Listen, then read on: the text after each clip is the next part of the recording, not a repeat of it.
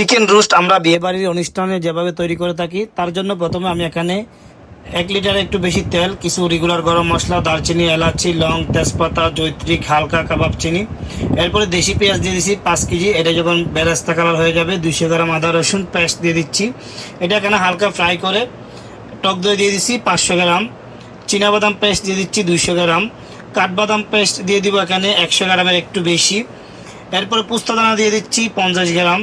এগুলি দিয়ে 10 মিনিট ভুনা করে নিব এখানে সুন্দর করে। যখন গ্রেভি থেকে তেল ছেড়ে দিবে তখন আমি এখানে স্বাদ অনুযায়ী লবণ দিয়ে দিচ্ছি, হালকা হোয়াইট পেপার 1 টেবিল স্পুন মতো, 200 গ্রাম গুঁড়া দুধ গুলিয়ে দিয়ে দিচ্ছি।